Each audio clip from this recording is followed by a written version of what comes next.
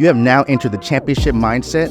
I want you to join us on a journey of excellence, let go of your fears, and reach the best you. That's what we're doing on a daily basis, and that's the championship mindset. That's the essence.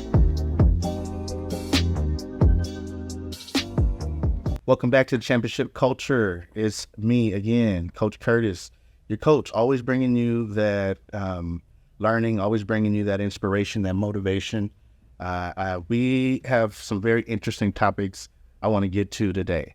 I got a chance to listen to one of my old mentors, Dr. Michael Gervais. I have been following the doctor and his growth in the sports psychology arena. His rise, from going to, we go back to 2007, and he's worked with all number of Olympic athletes, professional athletes, NFL teams. And I was listening to his podcast, and he was talking to, he interviews a lot of people, and I forgot exactly who was interviewing, but they got to this concept of bringing your best self to a space. And whether it is preferable, whether it is more natural or more sought after to be in such alignment with who you are and your direction that you bring your best self, no matter where you go. And I think some people can relate to this, but I think a lot of people understand this need to wear multiple hats.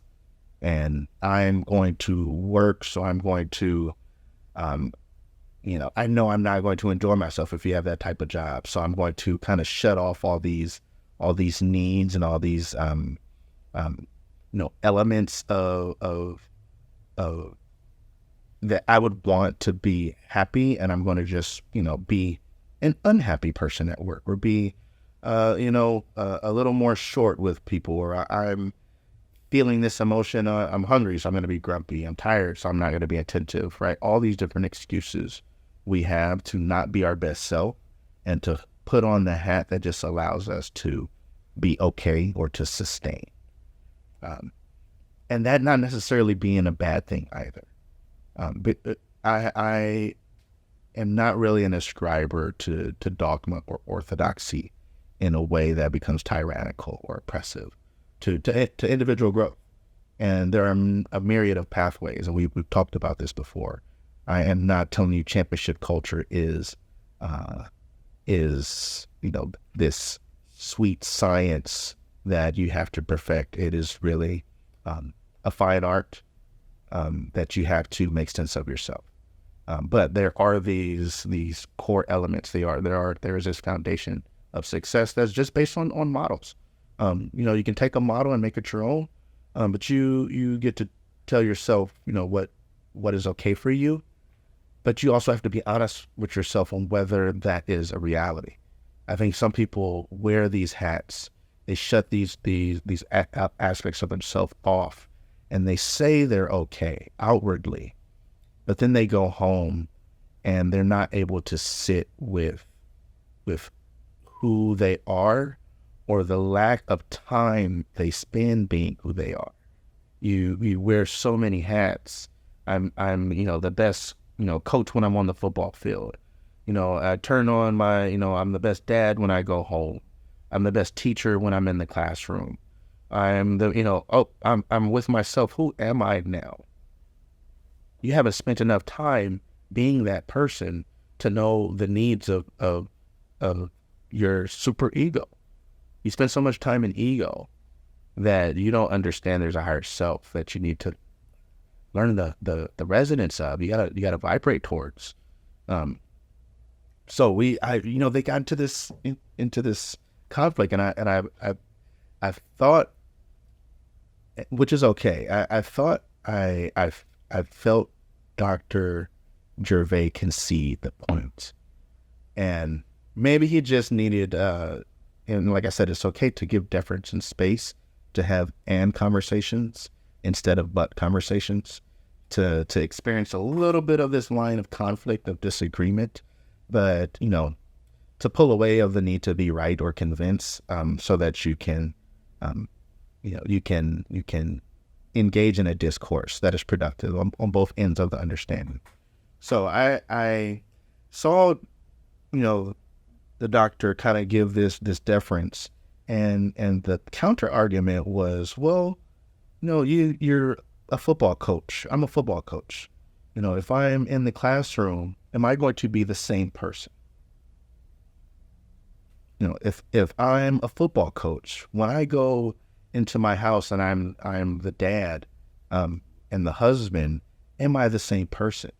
And the argument was very well articulated. And again, if it works for you and you find yourself in fulfillment, well, then you're in tune. You're in tune with what you want and what it takes in order to have that experience of fulfillment. And you're likely having success with your program and your platforms. And I'm not here to convince you otherwise. But I do find the internalization of your best self not needing to contrive so much into outward expectations, or to feel like you are moving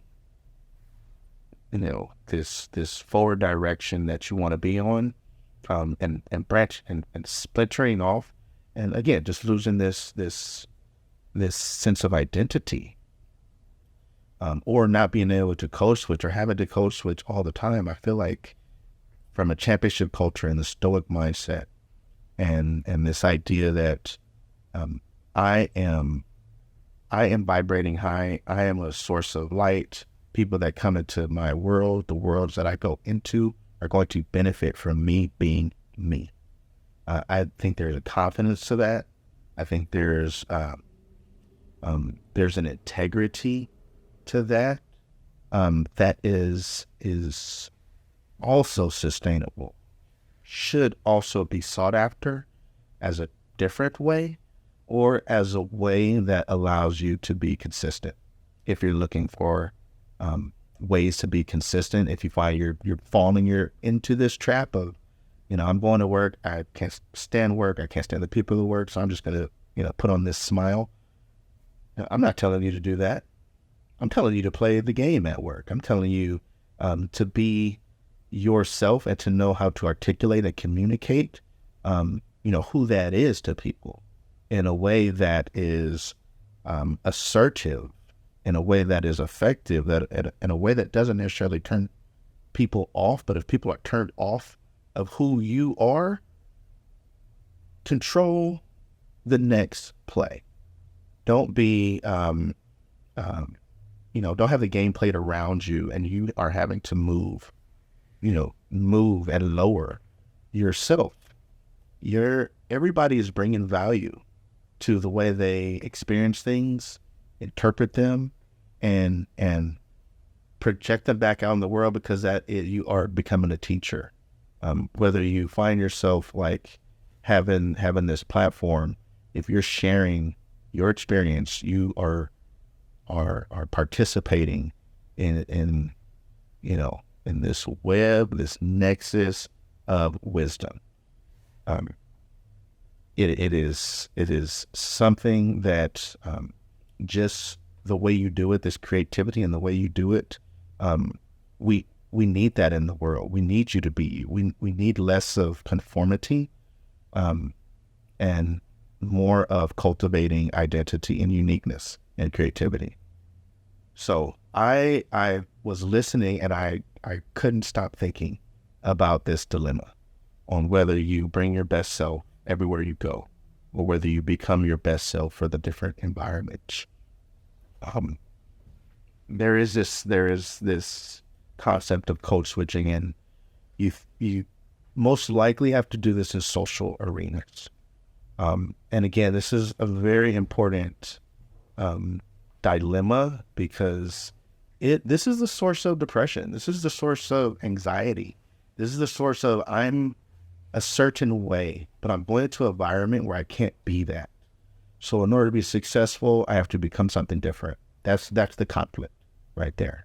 Now, the counter argument was, yes, you can do that and be successful so that you don't feel anxiety, so that you don't feel stress, that you create a safe space for yourself, or an effective space. I think the example was like, let's go back to the examples I gave. It is me as a football coach, not effective as a father. Is there conflict there?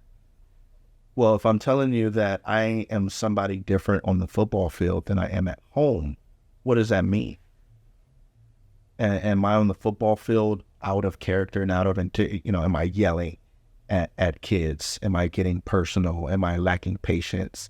Am I lacking, a working relationship with my coaches through disagreement? Can I experience failure with the team and not, aggrandize myself and, I told you that, who am I as a coach? Why is the assumption that what I'm doing out on the football field is not going to work when I walk through my door? That is where my mind started to go, where I really wanted to champion. Well, I'm on the football field and I do offer my players patience. I am in the classroom and I do offer my students patience. I am having an argument, a disagreement with a friend, colleague, or my wife, and I do offer patience. Why is patience unique to me coming into my house? That is where the conflict really starts to break down on why do I have to wear different hats? Is it a skill thing? Is there different skills that are required when I'm a kayaking instructor versus, when I'm teaching history? And I don't think so. I really am trying to find the congruence in things in my life.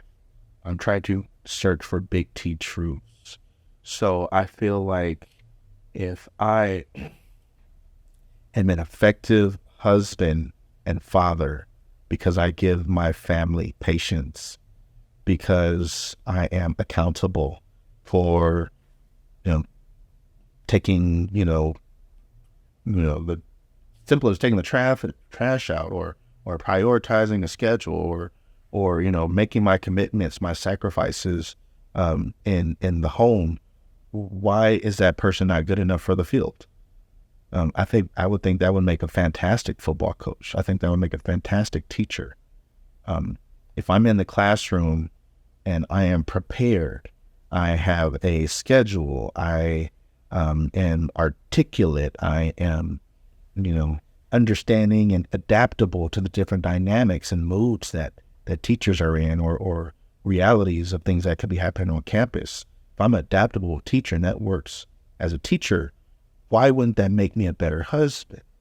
Why wouldn't I use that hat, these different hats? Why wouldn't that just become one hat of who I am and why I'm moving through the world with tons of confidence, with tons of ability to just say, I'm bringing who I am. I don't have to think about whether I'm right or wrong for your judgment of me. I think that's a powerful place to be, where I am bringing my best self to any aspects of my life experience, and I'm getting better, and I'm bringing the best self who I am now. But I'm going to get better as I learn, as I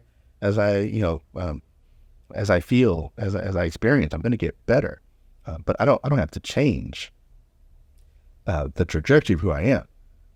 And again, that might sound different, but that's really, just a pausing and understanding those are two fair, the same thing. They're just, two different approaches. So if you wear different hats, and it works for you, that's fine. But I'm going to champion that, do some more soul searching. Do some more soul searching and wonder why that is so. So if you are able to go on this journey and search for self, you will love bringing that person to these experiences. I'm at work, and the types of conversations that I have when I share that I do podcasts or that I write comic books or that I coach football, the amount of rapport and human interaction that I get is so heartwarming. And when people know that they can share with me and hey, this hat that I wear over here, I'm actually that person. I want you to acknowledge that I do those things because I'm actually standing in front of you as a person with those talents. Those are the experiences, those authentic, genuine experiences that that are elevating. So if if you're my teacher and you feel like, you just have to come in and instruct, and the only thing you can do in my space is meet these parameters, you're my teacher, so you don't really care how I feel. I'm in the desk, I'm expected to follow and listen. You don't care that, I'm the last stop on my mom's, daily trip of dropping my little brothers off. So yeah, I'm late, but you don't care. You're the teacher. I'm messing you up. So you're going to yell at me. You're going to, isolate me. These again, like we are dynamic. You are dynamic. It's not that you're wearing one hat. It's that you are someone who is constantly, consciously and unconsciously filtering tons of information, and how you do it should be as natural as possible because you're learning too. So, again, you got to allow people to be themselves, and you have to be yourselves, and you got to break down these walls of tension and contention and ignorance that you just hold on to because I don't feel like I can be myself, and those spaces are completely antithetical to success. You as a teacher, as an instructor, as a football coach, as a husband, and for all the number of things that you can do with your time and your space. In these spaces, can you imagine where the bulk of time and the majority of spaces that you go through are not places you can be yourself? Now tell me that that's the side or the path that you want to go in, or you have to switch hats. I think there was a Joe movie where the contractor's like, I know a plumber, turns his back, puts on the plumbing hat, puts on all these different hats. And really, when you see those types of characters or spoofs, you're like, who is this person? It's always a joke. It's always a joke that this person can't be themselves. I don't know who I'm talking to. And that person,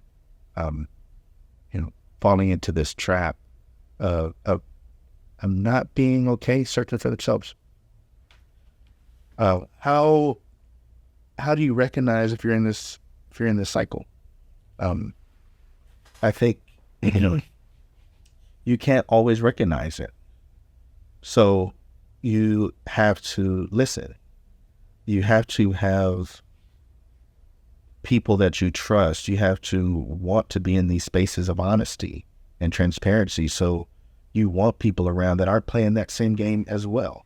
Can you imagine being around a group of friends and everybody's so scared to hurt your feelings that they don't tell you the truth? What kind of world? Now you see the pitfall of this mode, this modality of living where I'm not going to be myself as a tried and true, forward northern, true north is not going to be myself. It's going to be whatever I think for the day. No, you have to be okay growing in yourself every single day. You owe it to the world, and that's hard. It's really hard for people to think that they owe something, that they I'm going to pull away from this connection. I don't owe anybody, so I'm going to pull away from this connection. And you think that's a path to happiness? No, that's a path to safety. Sometimes, But this leaning into, yeah, I'm going to show you myself, and you may not like it. You're going to tell me something about it. Some of it is your problem. Some of it is something that's going to help me. But who is that person to me? Have they shown me the type of love and attention and affection where we can do that for each other? We can grow together. You can be yourself. I can be myself. And I can tell you when you may be doing things that are going against your own goals, or things that I know about you to be, your true identity. Not that you can't change, but, can you be authentic in that change? These are spaces that you have to want. Yeah, you gotta want to be uncomfortable a little bit if you want to grow. Now, if you don't want to grow, yeah, you can be as safe as you can, manage your safety, but take the success that comes with that. It's going to be limited. Take the feelings that come with that. You are going to limit, the types of joy that you can experience. Self-limiting. No, open up your wings, open up your eyes and your mind, and really take your gifts for the opportunities they are. Be yourself wherever you go. Now, you can be diplomatic. I'm not saying to react to every single emotion that you have or every single thought that crosses your mind. That's not what I mean. I think that is a detriment, and you probably know someone who knows that they don't have a filter, or knows that they kind of react and they kind of wear it as like a badge of pride. That's not really what I'm talking about. I'm not saying you have to, not be aware of people, or you don't care about people's feelings. That is an art. You want to be an effective communicator. You want to, if you hear something, or somebody's challenging you in these spaces, and you're just going to, I don't like hearing that, I'm going to leave. Like, yeah, you can do that. You can leave and not grow, or you can bask in that feeling, and you can say thank you, whether that was a friend or an enemy. You can learn from an enemy. You can learn from a friend, but sometimes those enemies without filters are telling you exactly what you need to hear. You can say thank you. Thank you. I am more well-armed now. I am a better person because of that thing you did that I didn't like, but I needed. And we cannot see situations and people for who they are, or what their role is in our path to greatness. So it's not about good or bad. Right? It's about value. It's about progression. Okay, if I get away from these generalities, have more room for nuance, have more room for conflict that doesn't stay so stark or so black and white, and be okay with these areas of gray. And I think we've gotten away from nuance, and that we don't like the politics of somebody that disagrees with us. So we just have to stay in our corners and kind of have this self-validation. And we remain in places that, are not sufficient for your greatness, for your idealism to take fold. Because your idealism, your greatness is the thing that will make the world better. And if you are capable, you owe it to passing some of that beauty on to the next generation. If you're not capable, you owe it to yourself to increase those skills. So I hope this gives you the okay to be yourself, to the okay to know that yourself doesn't need to be perfect in order to bring value to the world, and that who you are is perfection enough for us to be part of the championship mindset, which is going to improve your life and that of those around you. We'll see you next time on Championship Culture. See us in the chat, follow all of our social media, ask questions, let me know how it's going for you and on your path and on your journey. See you next time. Peace. Get in the chat, ask questions. I appreciate you guys. Have a great day. Be your best self. Be a champion.